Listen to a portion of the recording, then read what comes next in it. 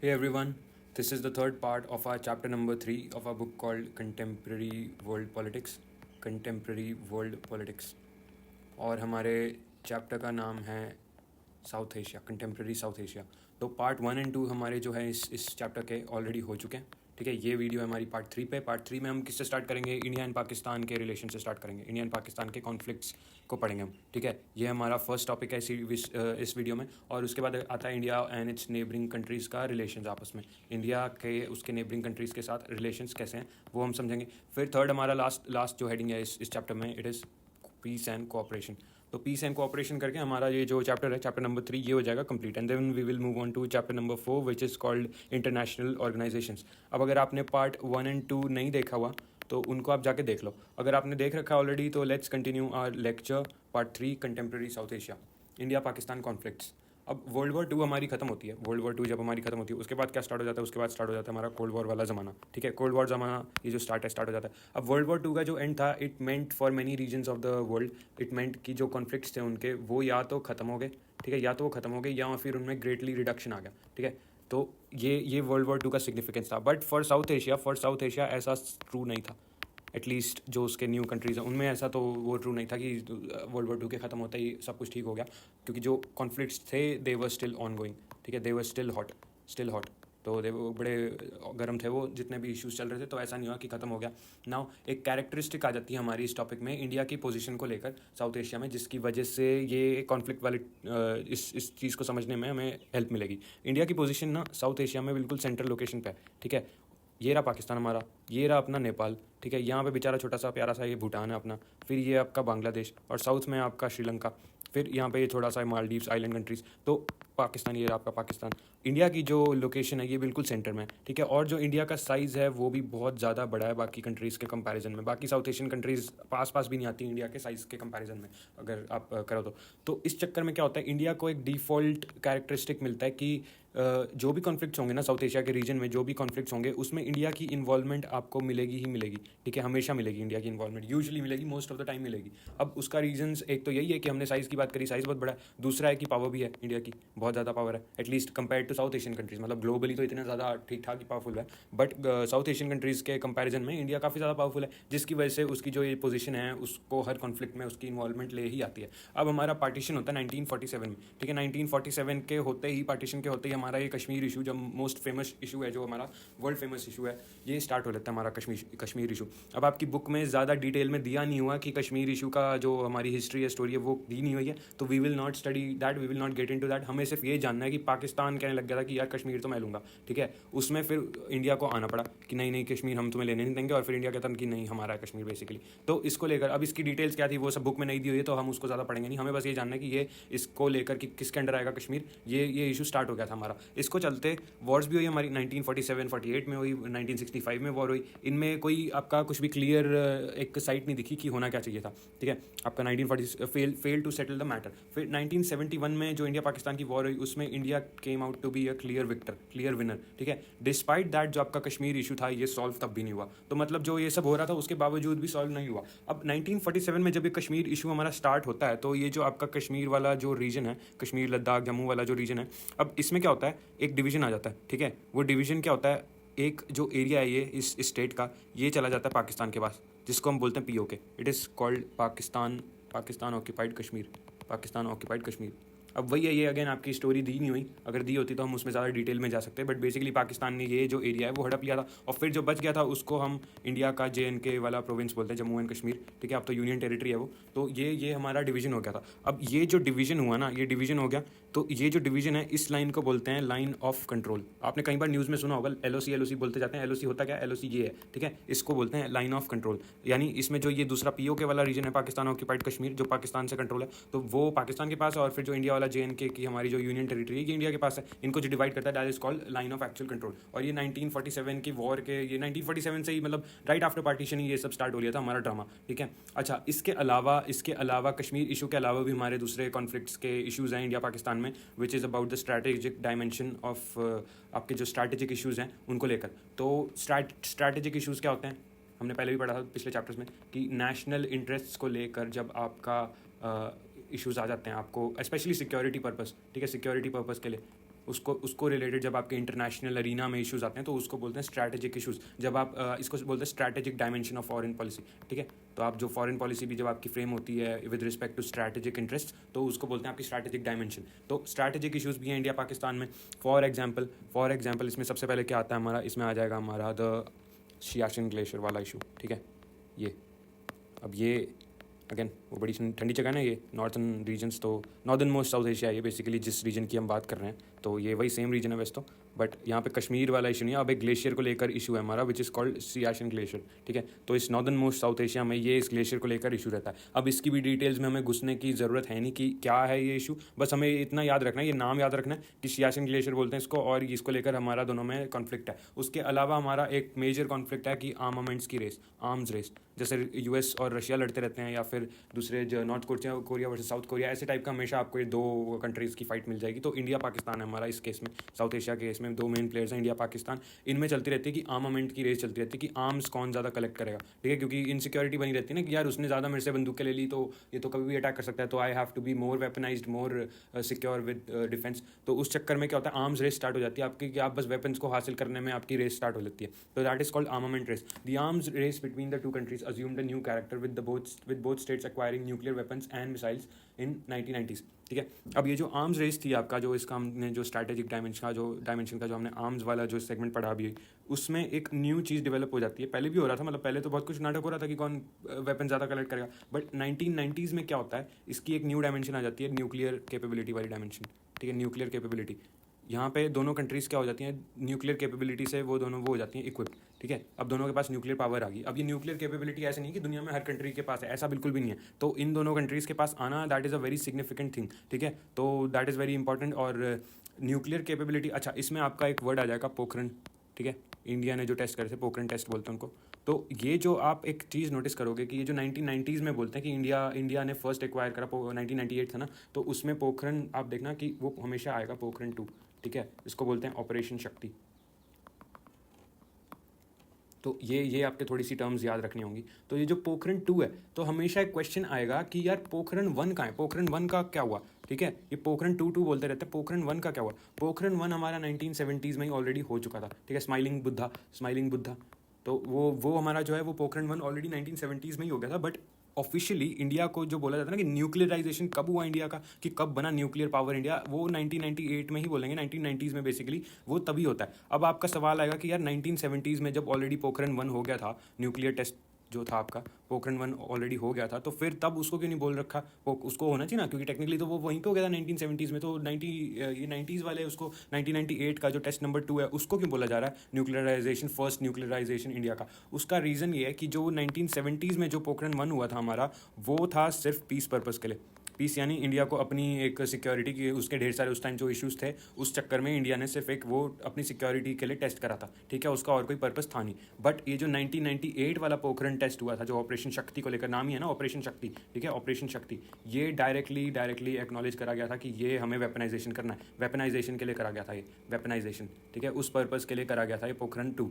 तो ये डायरेक्टली पूरा सीधा बेसिकली ये बोला था कि यार हमारा ये ऊटपटांग नेबर्स हैं, हम नेबरिंग कंट्रीज है, जिसकी वजह से हमें ये वेपनाइजेशन अपने आप को करना ही होगा। इसलिए वो पोखरण 2 को माना जाता है इंडिया का फर्स्ट न्यूक्लियराइजेशन। और उसके कुछ टाइम बाद पाकिस्तान ने भी अपने आप को न्यूक्लियराइज कर लिया था चगाई हिल्स पे टेस्ट करके, चगाई हिल्स, ठीक है। तो अगर ये आ गया कि चगाई हिल्स का क्या सिग्निफिकेंस है, यहाँ पे पाकिस्तान ने अपने न्यूक्लियर टेस्ट को करा था, ठीक है। न्यूक्लियर टेस्ट यहाँ पे हुए थे। So since then India Pakistan have seem to build a military relationship in which the possibility of a direct and full scale war has decline. अब ढेर सारी वॉर्स हुई थी, और फिर ये आपका जो अर्ली 2000s है, ठीक है, कारगिल वगैरह वॉर जो हैं, वो था एक लास्ट सिग्निफिकेंट आपका एक फ्रिक्शनल वाला पॉइंट कि ऑल आउट वॉर जिसको बोलते हैं ना वो। उसके बाद से इन दोनों कंट्रीज़ ने एक रिलेशनशिप बिल्ड कर ली है जिसमें डायरेक्ट वॉर को अवॉइड करने की ही कोशिश करी जा रही है। अब वो ढेर सारे दूसरे इश्यूज़ हुए हैं हमारे, जो कि रिसेंट टाइम्स में भी हुए हैं, बट वो इतना डायरेक्टली नहीं होगा जिसको आप ऑल आउट वॉर बोलोगे, ठीक है। उसको आप वॉर नहीं बोल सकते। तो उसके बाद से the two countries have built a relationship जहाँ पे ये आपका इतना ज़्यादा डायरेक्टली वॉर में इन्वॉल्वमेंट नहीं हो रही है। अब both the governments continue continue to be suspicious of each other. अब हमारा नेक्स्ट हेडिंग आ जाती है ये वाली, ब्लेम गेम वाली, ठीक है। दोनों गवर्नमेंट्स के एक दूसरे पे भरोसा नहीं है, स्पेशली इंडियन गवर्नमेंट को तो वैसे ही नहीं भरोसा ये पाकिस्तानी गवर्नमेंट पे, तो क्योंकि बहुत बारी हो चुका कि इंडिया ने थोड़ा हेल्पिंग हैंड बढ़ाया या फिर तो नेगोशिएट की सॉल्व करते मैटर को, बट वहाँ पे वो नहीं करा जाता ना, क्योंकि उनका उनका अपना इश्यूज़ है। जैसे हमने पिछले चैप्टर्स में या पहले बात करा था, पिछली वीडियोज़ में हमने बात करा था कि आप अगर आप क्या बोलते हैं, आप कोई स्टेट हो, आप अपने जो मिलिट्री स्टेट्स होते हैं, जैसे हमने पार्ट 1 में बात करी थी इसकी, शायद नहीं पार्ट 2 था, कौन सा था, हाँ पार्ट 2 था या जो सा भी पार्ट था, पहले वाला जो आपका स्टार्टिंग में हमने बात करी थी कि मिलिट्री स्टेट्स जो होते हैं, वो पाकिस्तान वाला ही हेडिंग था उसका। मिलिट्री स्टेट्स क्या होते हैं, ये डेमोक्रेसी को प्रॉस्पर होने नहीं देते, ठीक है। डेमोक्रेसी को प्रॉस्पर होने नहीं देते, ये नहीं होने देंगे ना, क्योंकि इस उनका फिर जो प्रिविलेज है वो हट जाता है, जो जो इसमें एलीट बैठा हुआ है उनका प्रिविलेज हट जाता है उस चक्कर में, ठीक है। और इनके लिए, ताकि इनका ना हटे प्रिविलेज, तो इनको क्या करना पड़ेगा, मिलिट्री को स्ट्रेंथन करो। और वो स्ट्रेंथन कराने के लिए क्या करना होगा आपको, आपको अपने जो कॉन्फ्लिक्ट्स हैं उनको हमेशा जगा के रखना पड़ेगा, उनको अलाइव रखना पड़ेगा कि हर कुछ टाइम में कुछ ना कुछ फ्रिक्शन पा दो, कर दो, जिसकी वजह से वो जो प्रॉब्लम्स थी वो वापस स्टार्ट हो रहे, सॉल्व कभी हो ही ना पाए। तो इंडियन गवर्नमेंट को तो वैसे ही पाकिस्तानी गवर्नमेंट पे भरोसा नहीं, और पाकिस्तानी गवर्नमेंट भी इंडियन गवर्नमेंट के बड़े ही सस्पेशन में रहती है, एक दूसरे को बिल्कुल रिलेशनशिप अच्छी नहीं है, तो नेचुरली भरोसा भी नहीं है एक दूसरे को, इन कंट्रीज को एक दूसरे पे।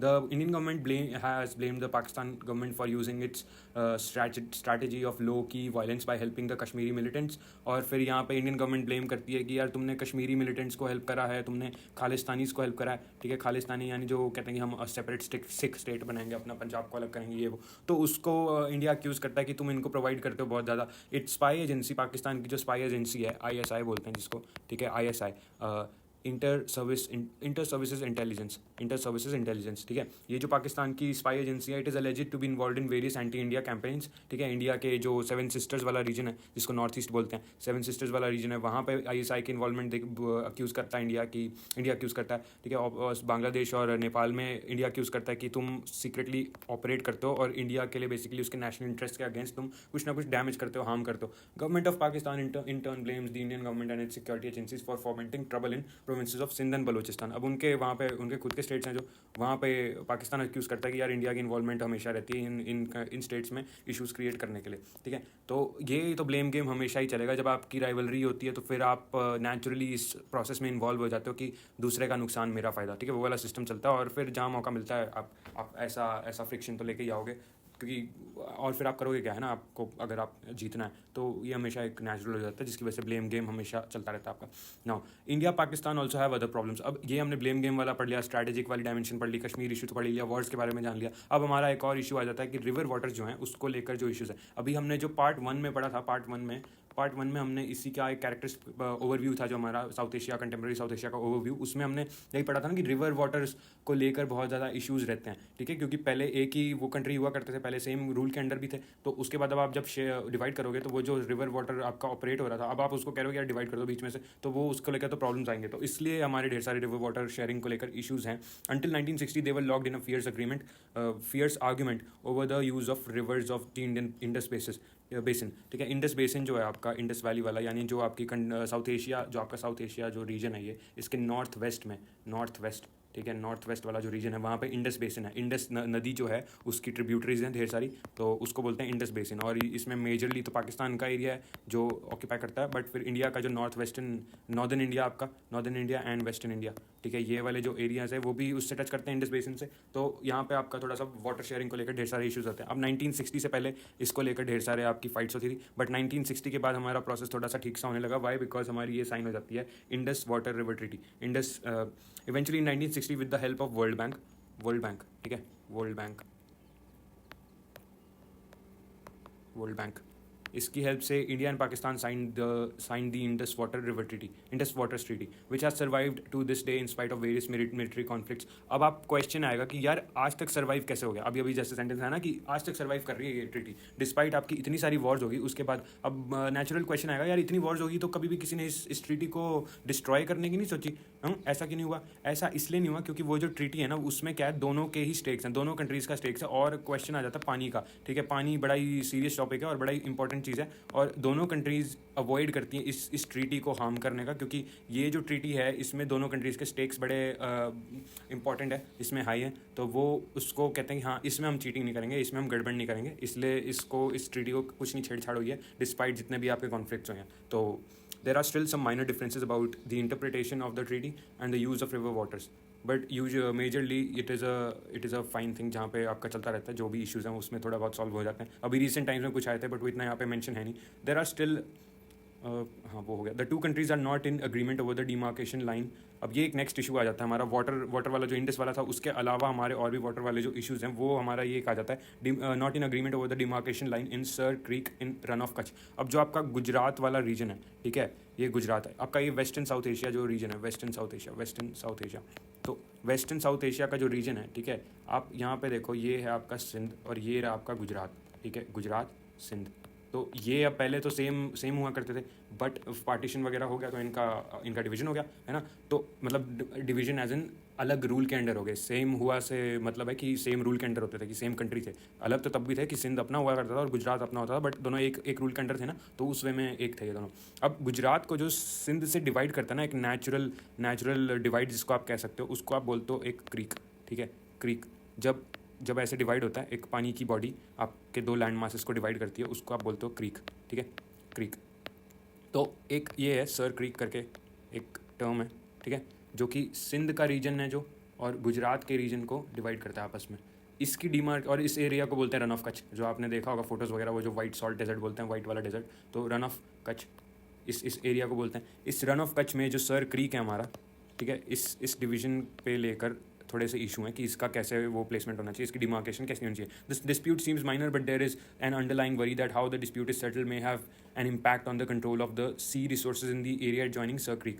India and Pakistan are holding negotiations on all these issues. अब जो इतना माइनर नहीं है ये आपका सर क्रीक, इतना मेजर नहीं, आई मीन इतना मेजर नहीं है ये इशू, तो इतना ज़्यादा सीरियस नहीं है. जैसे इंडस वाटर का तो मच बिगर इशू है, तो इतना ज़्यादा सर क्रीक वाला इतना इशू नहीं है. बट एक ही चीज़ यहाँ पे क्रूशियल ज़रूर है कि इसको जो डिमार्केशन होगी ना, जो डिसीजन होगा यहाँ पे, डिसीजन रीच करा जाएगा, उससे आपका इन्वॉल्वमेंट आ जाता है कंट्रोल ऑफ सी रिसोर्सेज. ठीक है, अब ये है जो एक्चुअल इंपॉर्टेंट चीज़ भी है और ये मेजर भी है, इसका सिग्निफिकेंस काफ़ी है. ठीक है, ये इशू को फ्यूचर में मे बी कभी बढ़ा सकता है, बट अभी फ़िलहाल के लिए तो इतना बड़ा इशू है नहीं. बट हाँ, ये एक कैरेक्टरिस्टिक है इस सर क्रीक वाले इशू की वजह से, जिसकी वजह से ये थोड़ा सिग्निफिकेंट हो जाता है. अदरवाइज ज़्यादा कोई प्रॉब्लम है नहीं और नेगोशिएशंस हो रहे हैं. यहाँ पे हमारा ये वाली हेडिंग खत्म होती है. Now will move on to the next heading call India and its neighbours.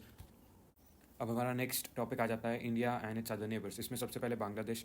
Now Bangladesh and India have had their differences over the years. इनमें से मेजर वंस है गंगा और आपकी ब्रह्मपुत्रा रिवर्स जो हैं, उनको लेकर थोड़ा सा हमारा वाटर डिस्प्यूट्स. तो जैसे अभी हमने इंडस रिवर के बारे में पढ़ा था, इंडस रिवर के बारे में, वो किस कॉन्टेक्स्ट में था, पाकिस्तान के साथ. Why? Because it falls in north west of the subcontinent. ठीक है, तो वैसे ही हमारा ये जो ईस्टर्न साउथ एशिया है, ईस्टर्न साउथ एशिया, यहाँ पे हमारा ब्रह्मपुत्रा और गंगा को लेकर इशू आ जाता है. वाई? बिकॉज बांग्लादेश है आपका ईस्ट में, ठीक है, साउथ ईस्ट में पड़ता है आपका. गंगा रिवर आपकी फ्लो होकर मिडिल इंडिया से फ्लो होके वो बांग्लादेश में अल्टीमेटली वहाँ पे उसका होता है फॉल. और फिर आपकी जो ब्रह्मपुत्रा रिवर है वो भी वहीं से नॉर्थ ईस्ट वाले रीजन से होकर बांग्लादेश में उसका आता है. इस चक्कर में इनको लेकर डिस्प्यूट्स, हमारे वाटर डिस्प्यूट्स इन टॉपिक्स पे होते हैं. फिर Indian government has been unhappy with Bangladesh denial of illegal migration. अब इलीगल इमिग्रेशन जो है इशू, ये बड़ा प्रोमिनेंट है और आज भी इसका सिग्निफिकेंस एक्चुअली और ज़्यादा. अब तो ये काफ़ी सीरियस बनता जा रहा है ना इशू. तो इलीगल इमिग्रेशन, बांग्लादेश से ढेर सारे इलीगल इमिग्रेंट्स माइग्रेंट्स आते हैं इंडिया में, और फिर उनका जो आसाम में तो आप देख ही सकते हो, या CAA जो हमारे वो CAA वाली मूवमेंट्स देखी हमने, या ये जो बिल देखा था, एक्ट देखा था,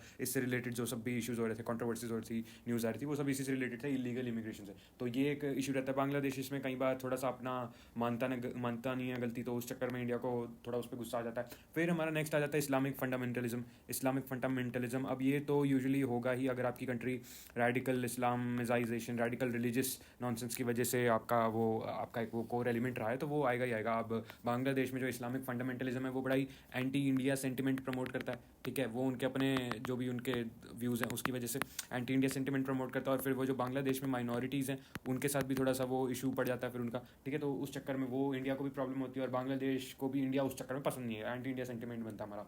फिर नेक्स्ट हमारा कौन सा, ये एक second, move through it's territory. हाँ, अब बांग्लादेश रिफ्यूज़ कर देता है इंडियन ट्रूप्स को म्यांमार में जाने के लिए, या नॉर्थ इंडिया का जो 7 सिस्टर्स वाला रीजन है उसको एक्सेस करने के लिए बांग्लादेश अपनी टेरिटरी देने से रिफ्यूज़ कर देता है इंडिया को. अब क्या ये जो हमारा रीजन है ना 7 सिस्टर्स वाला, ये ऐसे है ठीक है। ये बड़ा ही एक ये जो पतली सी इसको बोलते हैं, ये जो पतला सा रीजन है इसको बोलते हैं आपका सिलीगुड़ी कॉरिडोर। अब ये ऐसे है, ठीक है। तो ये आपको सेवन सिस्टर्स को एक्सेस करने के लिए बड़ा छोटा सा रीजन है। बांग्लादेश आपका यहाँ फॉल करता है, ये रहा आपका वेस्ट बंगाल। तो इंडिया क्या कहता है कि यहाँ से हमारा थोड़ा सा टेरिटरी दे दो ताकि हम इसको एक्सेस कर पाएँ। बांग्लादेश इसको मना कर देता है। अब उसके भी अपने रीजन है, सोवरेंटी है ना उसकी, तो वो ऐसे कैसे इस कंट्री को दे दे। और फिर दूसरा म्यांमार में भी एंट्री के लिए बांग्लादेश इंडिया को अलाउ नहीं करता, तो वो रिफ्यूज़ कर देता है। वो एक हमारा इशू रहता है।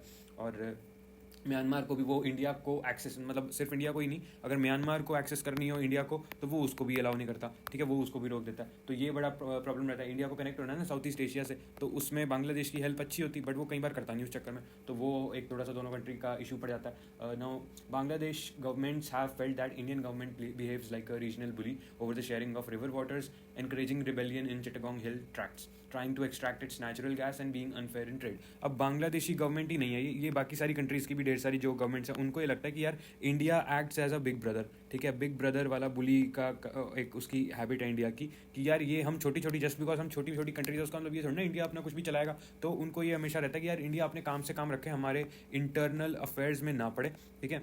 और ये जो नेचुरल गैस वाला इशू है ये बड़ा सिग्निफिकेंट है बांग्लादेश के केस में, क्योंकि ये जो भी हमने जगह मेंशन करी है चिटगोंग हिल्स वाली जो जगह है, यहाँ पे बांग्लादेश अक्यूज़ करता है कि इंडिया ने यहाँ पे रिबेलियन एनकरेज करे, यहाँ पे उसका हाथ था इंडिया का। तो वो सब एक चलता रहता है हमारा उस चीज़ को लेकर।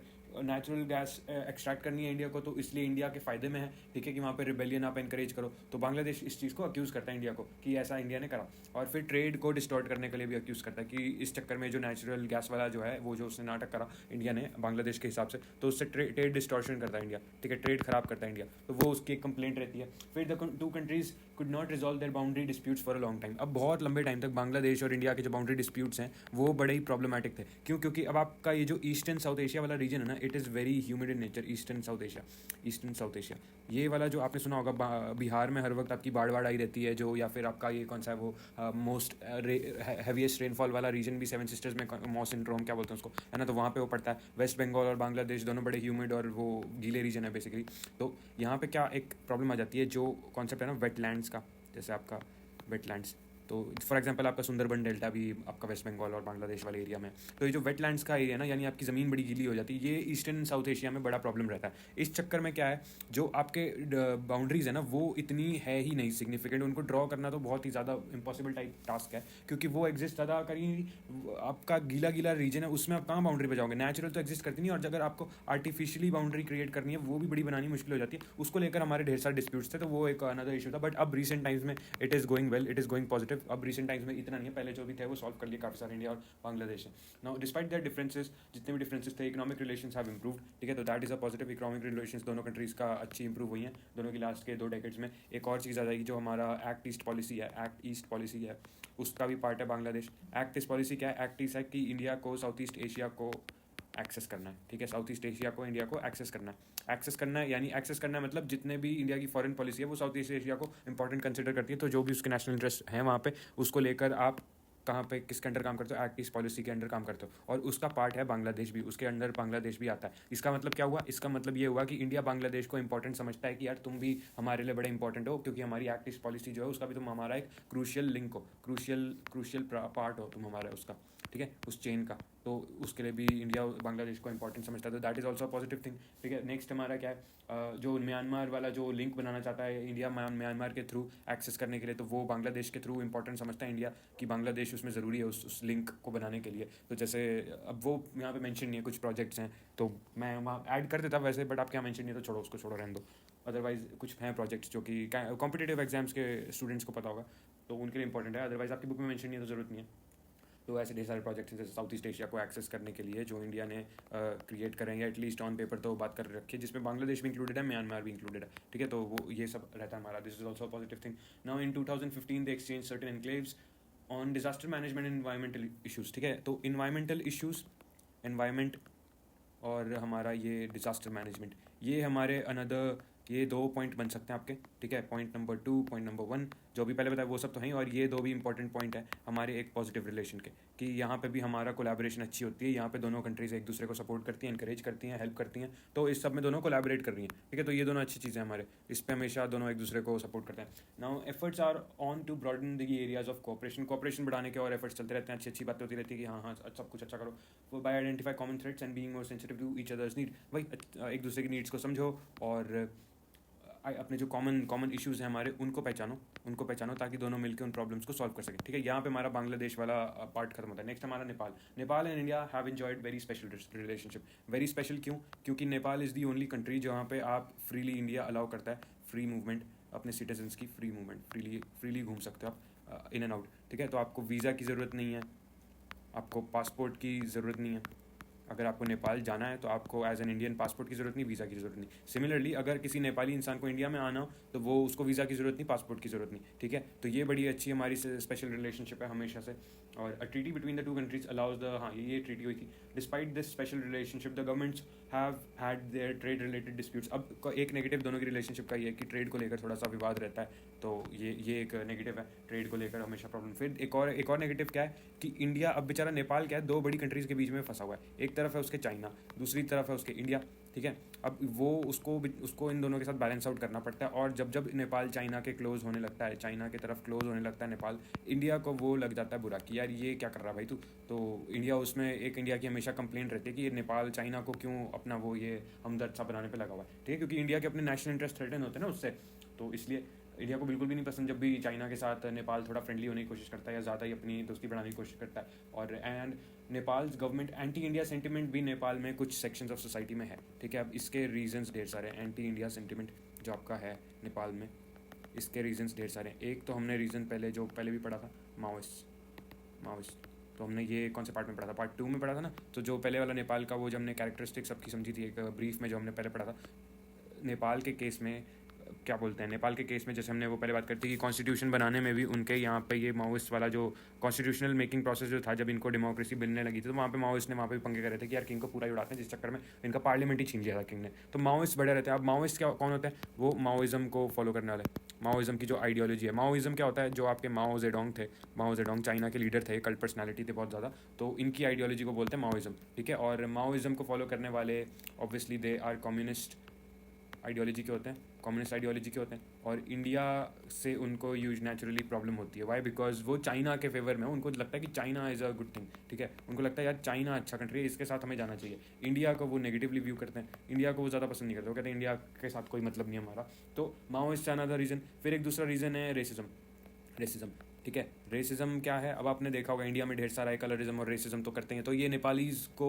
रेशियली डिस्क्रिमिनेट करना, उनको कुछ वर्ड्स बोल देना, ठीक है, स्लर्स बुला देना, वो सब गलत है ना। वो सब ऐसे आप फिजिकल अपीयरेंस पे क्यों किसी का मजाक उड़ा रहे हो? पहली बात तो कुछ गलत है नहीं, ठीक है। अलग अलग हर टाइप के लोग दिखते हैं, आपको ये कोई मतलब नहीं ना, ऐसे ही नेपाली को देख के आपने कुछ भी बोल दिया, तो दैट इज़ ऑल्सो रॉन्ग। उसकी वजह से नेपालीज़ में कलेक्टिव सेंटिमेंट होता है कि यार ये ऐसे क्यों करते हैं, इंडियंस में कितना ये कहाँ वो बने हुए हैं, ठीक है। फिर तीसरा वही वो बुली वाला जो हमारा एक बुली वाला जो बिग ब्रदर वाला कॉम्प्लेक्स है इंडिया का, वो नेपाल में एंटी इंडियन सेंटिमेंट क्रिएट करता है कि यार ये इंडिया खुद को समझता है इतना ज़्यादा बड़ा है, जस्ट बिकॉज इतना बड़ा है तो हमारी छोटी सी कंट्री है, उसकी सॉवरेंटी को ये थ्रेटन क्यों करता रहता है, ठीक है। तो ये हमेशा से उसको एक एंटी इंडियन सेंटिमेंट, ये थोड़े से नेगेटिव्स थे हमारे इंडिया और नेपाल के रिलेशनशिप के।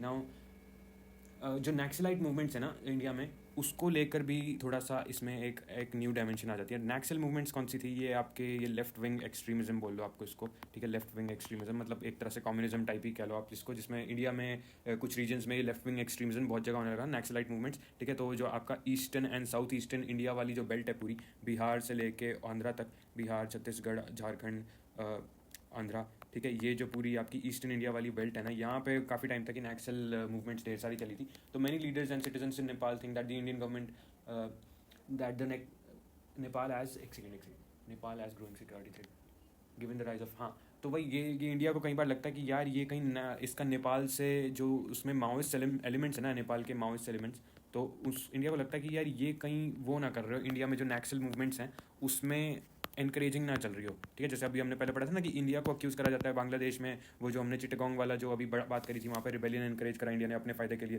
तो वैसे सिमिलरली इंडिया को लगता है कई बार कि जो नेपाल के, स्पेसिफिकली नेपाल के माओइस्ट, ठीक है, माओइस्ट जो होते हैं वो वाले जो सेगमेंट ऑफ सोसाइटी है, वो इंडिया को लगता है कि यार ये नक्सल मूवमेंट्स को इंडिया में थोड़ा सा एनकरेज कर रहा है। तो ये एक थोड़ा सा नेगेटिव है हमारा रिलेशनशिप का। Nevertheless India Nepal relations are fairly stable and peaceful. ठीक है, ये थोड़े बहुत ही नेगेटिव थे। अगर आपको प्रॉपर आंसर जाना है, ऑफिशियल आंसर यही है कि we have a very stable and peaceful relationship. ठीक है, हमेशा से बड़ी अच्छी दोस्ती रही और चलती रहेगी, ऐसी अच्छी दोस्ती चलती रहेगी। This is your official answer. आपको कोई भी आंसर एंड करना हो जब भी इस टॉपिक पे इंडिया और नेपाल की जो रिलेशन है उस पर एंड करना हो, तो आपको ये ऐसे टाइप का ये अच्छे अच्छे वर्ड्स एंड में बोलने होंगे, क्योंकि conclusion should always be positive despite differences. Trade, scientific cooperation, common natural resources, electricity generation, ये सब हमारे थोड़े से कोलैबोरेशन वाले फील्ड्स हैं। ठीक है, ट्रेड हो गया आपका, इलेक्ट्रिसिटी जनरेशन हो गया आपका, साइंटिफिक कोलैबोरेशन, तो ये सब कॉमन फील्ड्स हैं। नेचुरल रिसोर्सेज को एक्सट्रैक्ट करना, ठीक है, तो ये सब कॉमन फील्ड्स। अब ये जो इलेक्ट्रिसिटी जनरेशन वाला है ना, ये इंपॉर्टेंट है। वाई? बिकॉज ये हमारे भूटान में भी आ जाता है, भूटान में भी ये चीज़ आ जाती है। तो ये एक्चुअली बड़ा सिग्निफिकेंट सा पॉइंट है, तो इसको हमेशा स्पेशली याद रखना, या तो अपने सारों को ही रखना है। बाकी interlocking water management grids hold the two countries together. There is a hope that consolidation of democracy in Nepal will lead to the improvements in ties between both the countries. ठीक है, तो अब हमारा नेक्स्ट आ जाता है श्रीलंका। श्रीलंका के साथ ज़्यादा हमारे इतना दूसरी बॉर्डर को लेकर इतना नहीं है जितना एक्चुअल इश्यूज हमारे श्रीलंका के साथ रहते हैं एथनिक। जैसे हमने जब श्रीलंका वाला उसकी हेडिंग पढ़ी थी पहले, ठीक है, तो एथनिक कॉन्फ्लिक्ट्स जो हैं वो इंडिया वर्सेस श्रीलंका में क्या है, वो तमिल्स के इशूज़ को लेकर। वाई? बिकॉज तमिल्स हैं आपके श्रीलंका में प्रेजेंट और तमिल इंडिया में भी हैं, तो उस चक्कर में थोड़ा सा प्रॉब्लम हो जाता है, क्योंकि वहाँ जो उनके इशूज़ हो रहे हैं वो फिर इंडिया को बाय डिफॉल्ट थोड़ा सा उसमें पार्टिसिपेट करने का प्रॉब्लम आ ही जाता है।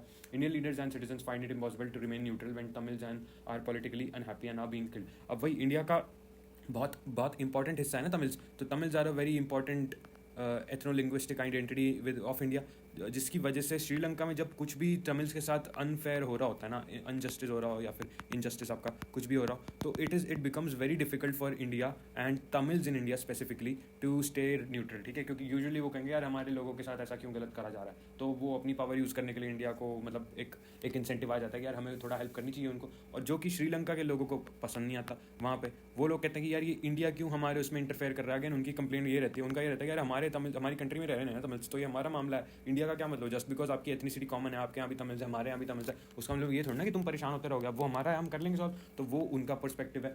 ठीक है, इसके अलावा अब जो मॉडर्न टाइम्स में इंडिया प्रेफर करता है ना पॉलिसी, ठीक है, वो है डिसएंगेजमेंट। जैसे जो पहले डिज़ास्टर हुआ था आपका 1987 में, जो हमने पहले पढ़ा था कि 1987 में कैसे इंडिया ने अपनी फोर्सेस भेज दी थी लिट्टे वगैरह वाला इशू को सॉल्व करने के लिए, बट 1989 में हार के वापस आ गए थे। ठीक है, बड़ा शेमफुल इवेंट था कि कुछ भी नहीं कर पाए, ऊपर से गड़बड़ और कर दी और हार के वापस आ गए। तो अब इंडिया वो सब टाइप की हरकतें नहीं करता, अब इंडिया बस कहता है कि अच्छा ठीक है हम अपना डिस्टेंस बना के रखते हैं, अपना थोड़ा बहुत बोल देंगे, बाकी ज़्यादा इतना ऐसा नहीं कि वॉर में घुस ले या उनके उसमें घुसने की। तो ये डिसएंगेजमेंट की पॉलिसी इज़ मच बेटर, जो कि इंडिया अब यूज़ करता है। They have signed a free trade agreement, दोनों के बीच में FTA है। ठीक है, फ्री ट्रेड अग्रीमेंट।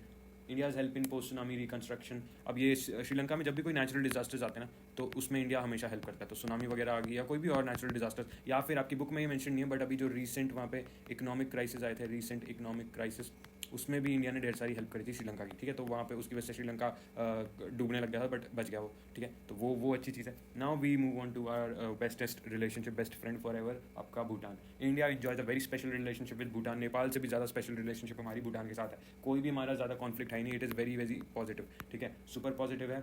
और भूटान मोनार्क ने फॉर एग्जांपल जैसे हमारे सेवन सिस्टर्स में इंसर्जेंसी जो चलती रहती है, कई बार पहले चलती थी, काफ़ी ज़्यादा चलती थी, सेवन सिस्टर्स वाला रीजन है हमारा फार ईस्टर्न इंडिया, ये वाला जो रीजन है, वहाँ से कई बार क्या होता है वो जो इंसर्जेंट्स है वो भाग के चले जाते हैं भूटान में, क्योंकि भूटान उनके जस्ट ऊपर है ना, तो वहाँ पे चले जाते हैं। तो इसमें भूटान ने ढेर सारी हेल्प करी है इंडिया की, जो भी वहाँ पे वो एलिमेंट्स हैं उनको वापस भेजने के लिए। तो इंडिया के लिए बहुत ज़्यादा ये चीज़ हेल्पफुल हो जाती है, तो ये बड़ी अच्छी चीज़ है हमारी, पॉजिटिव एक एलिमेंट है हमारा रिलेशनशिप का।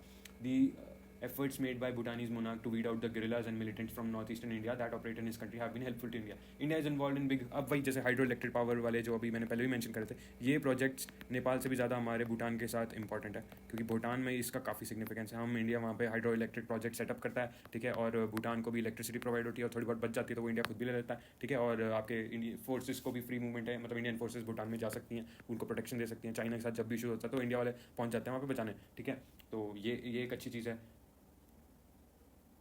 और जो आपका ये जो भूटान का जो बिगेस्ट सोर्स ऑफ डेवलपमेंट है दैट इज़ इंडिया से जो उसको एड मिलती है वो इंडिया के थ्रू मिलती है ना उसे, तो वो एक बहुत ही अच्छी है। तो Bhutan is also very thankful to India कि ये सब अच्छा होता है। बाकी कुछ इश्यूज़ जो हैं हमारे नेगेटिव इश्यूज़ हैं, वही अगेन रेसिज्म, इंडिया वाले ऊट पटांग हरकतें करते हैं, बिन बाद हर किसी को रेसिस्ट और कॉलरिस्ट डिस्क्रिमिनेटरी रिमार्क्स पास करना, या फिर बैड टूरिज्म, ये एक नेगेटिव है।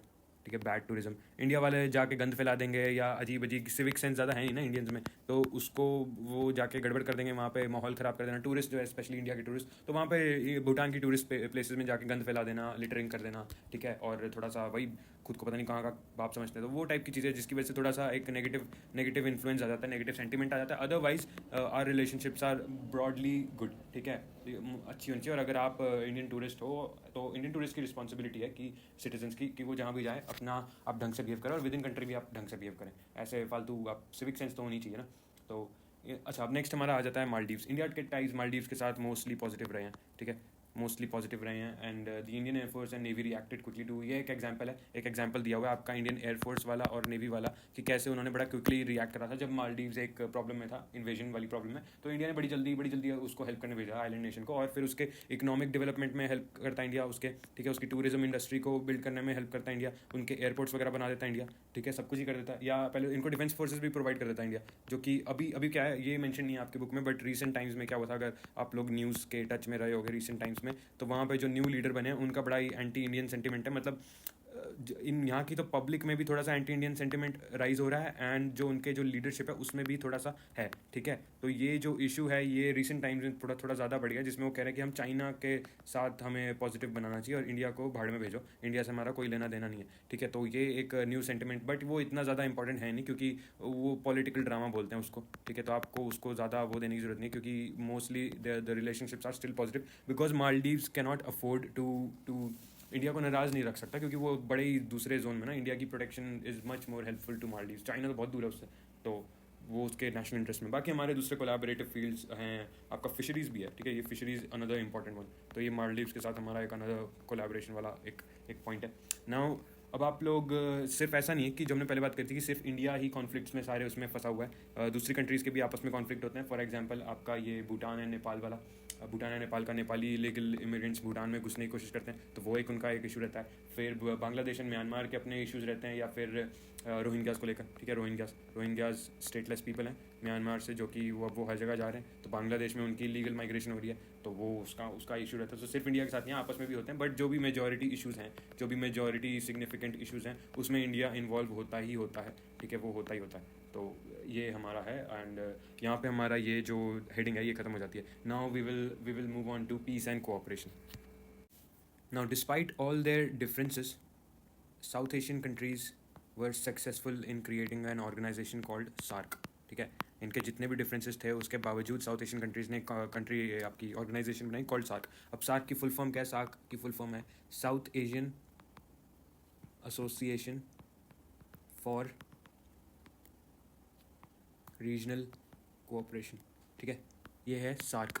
कब बना था ये बना था 1985 में, ठीक है। ये हमें याद रखना 1985, और इसका ये सार्क वर्ड याद रखना, ऑब्वियसली इसकी फुल फॉर्म याद होनी चाहिए आपको।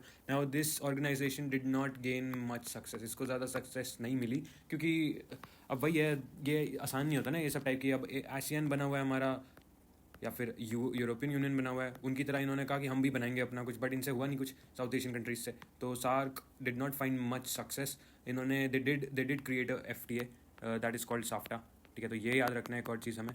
तो साफ्टा का मतलब क्या है? South Asian free trade agreement. FTA मतलब free trade agreement, and SA stands for South Asian. तो when was it signed? It was signed in 2004 and it came into effect on 1 January 2006, ठीक है।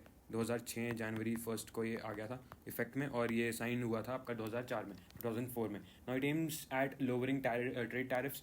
Trade tariff को लो करने का इसका M था आपका साफ्टा का, बट हुआ क्या इसमें? ये लो करने का एम था। फ्री ट्रेड एग्रीमेंट जब भी होते हैं तो उसका aim, one of the main aims is this thing, but इसमें ढेर सारी ये जो वही अगेन जो बिग बुली वाला प्रॉब्लम है, जो हमेशा से इन कंट्रीज़ को थ्रेटन फील करता है। इनको लगा कि यार इंडिया तो यहाँ पे हमारा जो खुद की इकोनॉमीज़ है उनको डिस्ट्रॉय कर देगा। It is a way of India to invade their markets, कि हमारी मार्केट्स को इन्वेड कर देगा इंडिया और अपना फ़ायदा कर लेगा, हमारा कुछ होगा नहीं। इस चक्कर में ये जो आपका साफ्टा हुआ था ये भी ज़्यादा सक्सेसफुल नहीं हुआ, ठीक है, इस चक्कर में। तो but some of our neighbours हाँ, ये हो गया हमारा।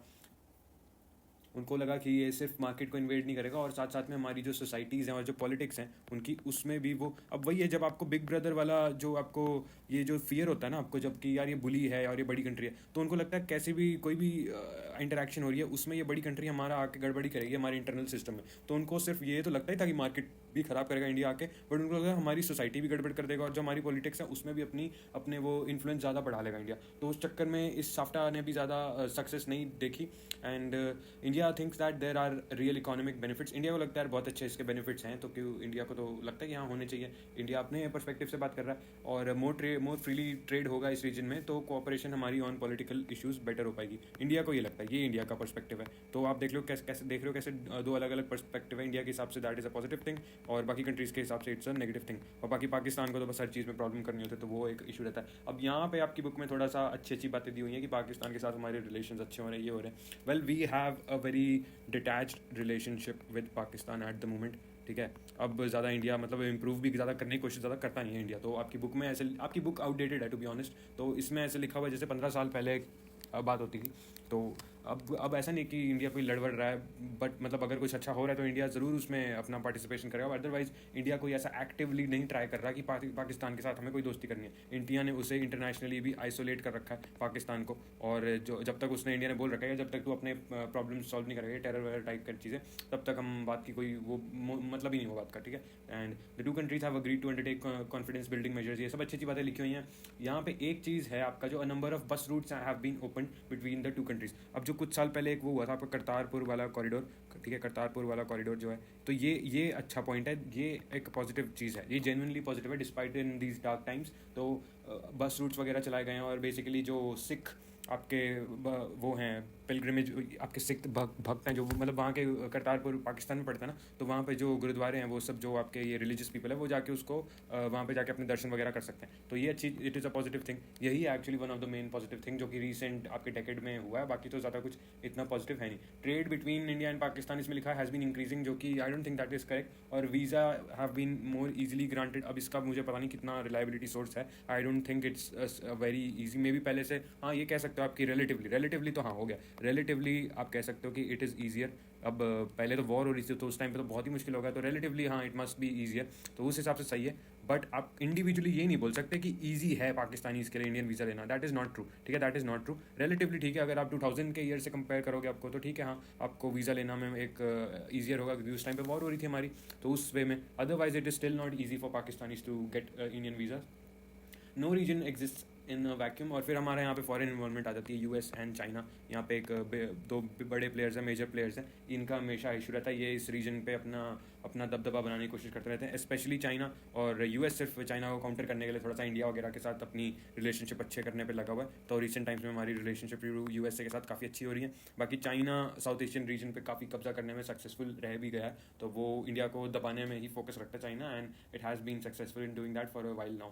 Sino-Indian Tibet relations have improved significantly in the last 10 years. अब ये अगेन ये आपकी बुक का थोड़ा सा आउटडेटेड चीज़ लगती है मुझे कि हैव इम्प्रूव सिग्निफिकेंटली, ये तो थोड़ा यार इट साउंड्स रॉन्ग। तो सिग्निफिकेंटली इम्प्रूव तो नहीं, आप जो सही बात होगी ना बोलना है, आपको बोलना है कि they are cordial, the relationships, the Sino Indo relationships are cordial with frictions involve, ठीक है, फ्रिक्शंस हैं हमारे, तो अभी भी रिसेंट टाइम्स में भी होता रहता है और रेगुलरली होते ही रहते हैं फ्रिक्शंस, तो वो तो हैं। बस अगर आपको ऑफिशियली बोलना है तो आर रिलेशंस आर कॉर्डियल, ठीक है, अच्छी हैं, डिसेंट है, बस इतना। बाकी हमारी इकोनॉमिक रिलेशनशिप अच्छी है, तो इकोनॉमिक जो रिलेशन है हमारी वो अच्छी है। अब उसमें जो आपका वो है क्या बोलते हैं ये इसमें ज़्यादा अच्छा किस लिए, वो चाइना के लिए एक्चुअली तो वो अच्छी। तो चाइना के साथ हमारा बिजनेस बहुत है, मतलब एक्चुअली चाइना वो उसमें क्या बोलते हैं पॉजिटिव नेट पॉजिटिव बिजनेस है उसका। इंडिया तो स्टिल नेट डेफिसिट में, तो एक तरह से उसको अच्छा तो मतलब ज़रूरी नहीं है बोल सकते हैं, बट हाँ हमारा बिजनेस बहुत सारा होता है, तो इकोनॉमिक वे में इकोनॉमिकली हमारा काफ़ी ठीक ठाक चलती है हमारी गाड़ी। एंड यूएसए ने भी जो पाकिस्तान को सपोर्ट वगैरह करता था वो अपना थोड़ा कम कर दिया, तो वो अच्छी चीज़ है, that is a positive thing. और इंडिया के साथ रिलेशनशिप अच्छी कर लिया। The large south Asian diaspora in US and the huge size of population and markets of the region have also give America an added stake in the future regional security and peace. अब south America में आपका USA में Indian जो minority है, Indian minority वहाँ पे, Indian लोग वहाँ पे, जो इंडियन डायस्पोरा है वहाँ पे, वो काफ़ी ज़्यादा सक्सेसफुल है और काफ़ी अच्छे सिटीजन्स हैं वहाँ पे उनके कंट्री को चलाने में। इस वजह से यूएसए का कि ये एक एडिशनल स्टेक आ जाता है कि जो उनका होम रीजन है जहाँ से वो आ रहे हैं, तो वो अच्छा ठीक ठाक चलना चाहिए ना, वहाँ पे स्टेबिलिटी बनाए रखनी चाहिए। तो ये एक एडिशनल स्टेक है यूएसए का कि हाँ ये जो इतनी सक्सेसफुल माइनॉरिटी है मेरी, इन लोगों को इनका जो होम रीजन है विच is called south Asia, Motherland इनका, वो ठीक ठाक चले, वरना गड़बड़ हो जाएगी, मेरे भी फिर इंटरेस्ट खतरे में आ जाएंगे। तो वो उसका है। However, whether South Asia will continue to be known as a conflict-prone zone or will evolve into a regional bloc, blah blah blah, will depend more on the people and the government। वही अच्छी बात है, अब future तो time ही बताएगा basically, ये बोल रहा है। यहाँ पे हमारा चैप्टर होता है ख़त्म, ठीक है। तो इसमें काफ़ी ये लंबा हो गया ये चैप्टर, बट अब बहुत कुछ था इसमें। हमारा चैप्टर खत्म हो गया ना, we will move on to chapter number 4 which is international organisations, ठीक है। So thank you, bye.